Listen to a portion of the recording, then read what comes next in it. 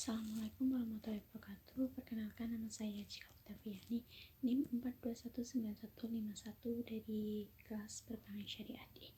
Di sini saya akan menjelaskan materi tentang pajak dalam perspektif Al-Quran dan hadis, guna untuk memenuhi tugas ulangan akhir semester mata kuliah ayat dan hadis ekonomi. Yang pertama yaitu pengertian pajak. Pajak atau al-daribah.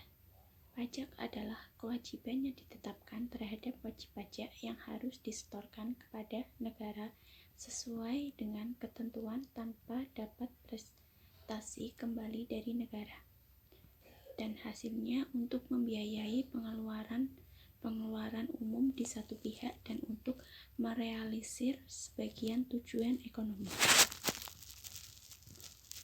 Menurut Rahmat Sosmitro, pajak adalah iuran rakyat kepada kas negara berdasarkan undang-undang yang dapat dipaksakan dengan tiada mendapat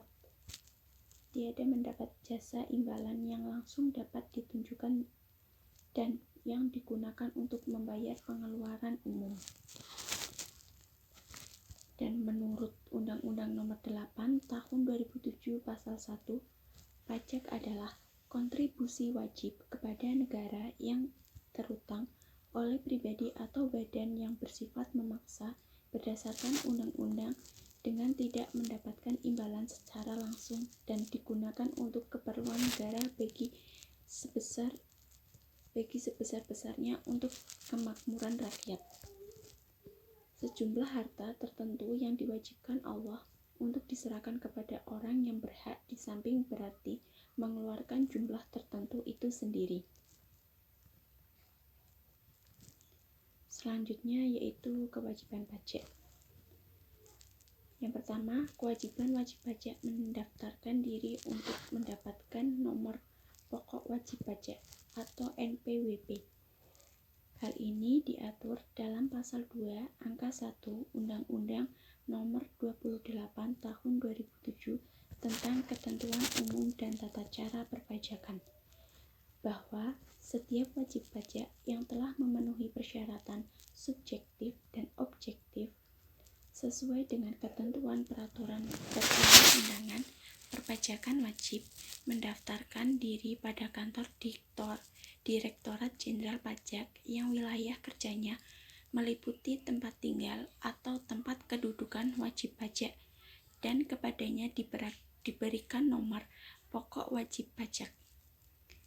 Dan yang kedua yaitu kewajiban wajib pajak melaporkan usaha untuk memperoleh pengukuhan pengusaha kena pajak. Wajib diketahui sebagaimana dijelaskan dalam pasal 39 Undang-Undang Nomor 28 Tahun 2007 tentang Ketentuan Umum dan Tata Cara Perpajakan.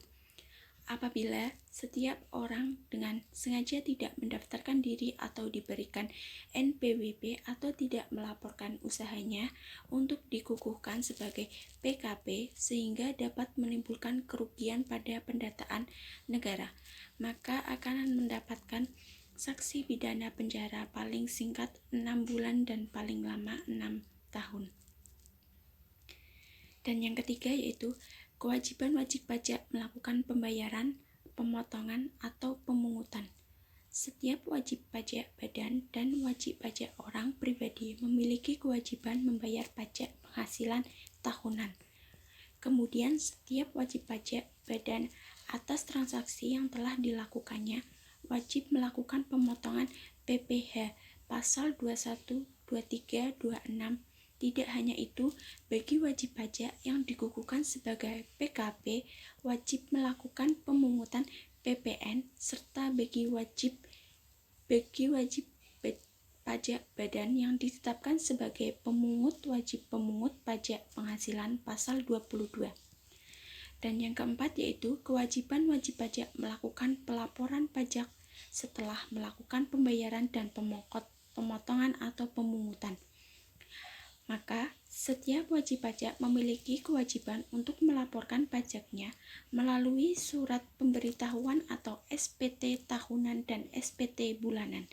Dan yang kelima yaitu kewajiban wajib pajak untuk memberikan informasi data dan dokumen yang akurat terkait pembukuan selama 10 tahun. Untuk memenuhi kewajiban pajak sebagai wajib pajak, memberikan solusi pajak online terpadu. Anda dapat mengelola pajak dengan mudah dan gratis selama hanya dalam hitungan menit. Selanjutnya yaitu perbedaan pajak dan zakat. Yang pertama, perbedaan pajak dan zakat adalah dalam hal penerimaannya. Zakat dibayarkan melalui lembaga amil. Zakat maupun pajak dibayarkan langsung kepada orang yang berhak menerimanya. Zakat sedangkan pajak dibayarkan langsung ke kantor pajak.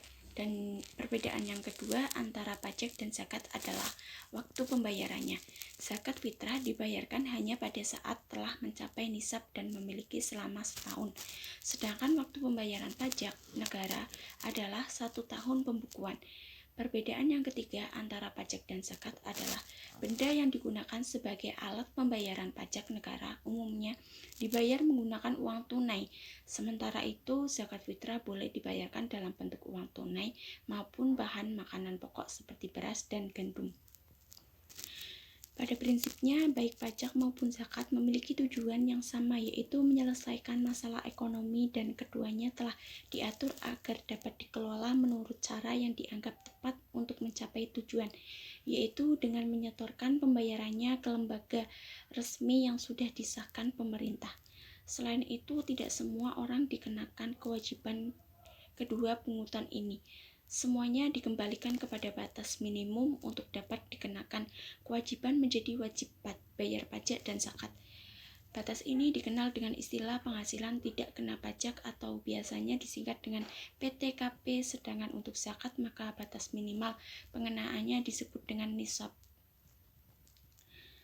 Selanjutnya, asas teori wajib pajak dan zakat. Yang pertama yaitu teori kedaulatan negara. Yang kedua, teori beban umum atau Allah sebagai pemberi nikmat berhak untuk membebani hamba-hambanya dengan kewajiban-kewajiban tertentu. Dan yang ketiga, teori persaudaraan. Selanjutnya yaitu ayat-ayat yang berkaitan dengan pajak. A'udzubillahi minasyaitonirrajim. Bismillahirrahmanirrahim. Ya ayyuhalladzina amanu la ta'kulu amwalakum bainakum bil batili ila ang takuna tijaratu ang tarodi mangkum wala taqtulu anfusakum innallaha kana bikum rahima, yang artinya yaitu wahai orang-orang yang beriman, janganlah kamu saling memakan harta sesamamu dengan jalan yang batil atau jalan yang tidak benar, kecuali dalam perdagangan yang berlaku atas dasar suka sama suka di antara kamu. Dan janganlah kamu membunuh dirimu. Sungguh Allah Maha Penyayang kepadamu. Quran Surat An-Nisa ayat 29.